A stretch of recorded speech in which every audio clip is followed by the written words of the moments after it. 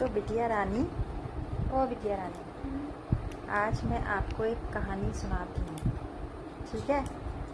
फिर मुझे बताना कि इससे क्या आपको सबक मिला है, ठीक है? सुनाओ कहानी। एक लड़का था,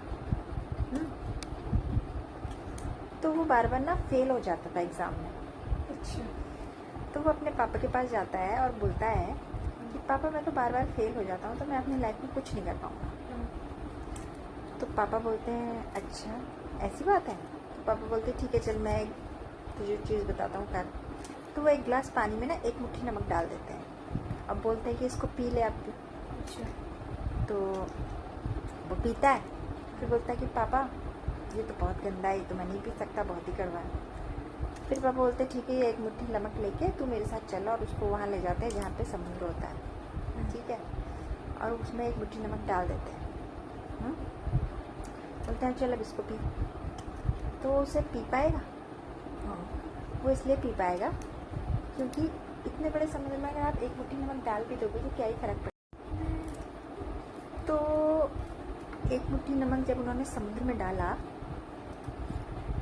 तो क्या हुआ कि वो पानी पी पाया, क्योंकि एक मुट्ठी नमक से कोई फ़र्क पड़ता नहीं, ठीक है?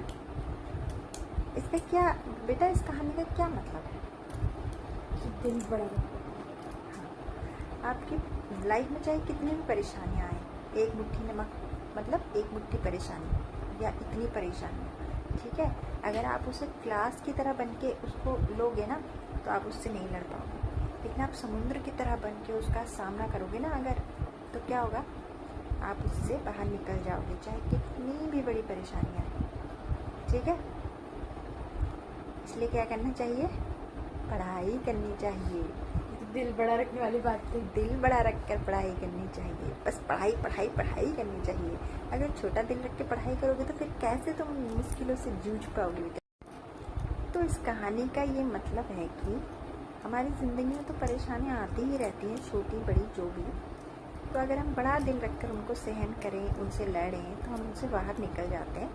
लेकिन अगर हम उनसे डरें, है ना, तो हमारे लिए ज़िंदगी मुश्किल भी हो सकती है।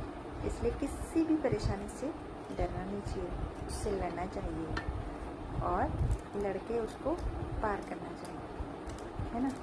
लाइफ में हर चीज़ का सलूशन है, हर किसी मुसीबत का, लेकिन हमें उसे पेशेंस के साथ वो सलूशन ढूंढना पड़ता है, तभी हम उससे निकल पाते हैं।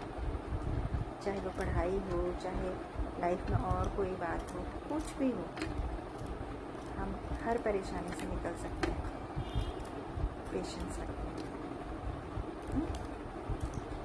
इसी के साथ आप भी पढ़ाई शुरू कर लीजिए। आप तो मैं ये कह रही हूँ कि अगर जैसे आपके बोर्ड एग्ज़ाम्स हैं और आपने अभी तक भी पढ़ाई नहीं की है तो अभी भी समय बचा है, आप पढ़ाई कीजिए, मन लगाकर मेहनत कीजिए और मेहनत का फल ना कभी भी खाली नहीं जाता है, मेहनत का फल ज़रूर मिलता है। तो आप प्लीज़ पढ़ाई कीजिए और मेहनत कीजिए और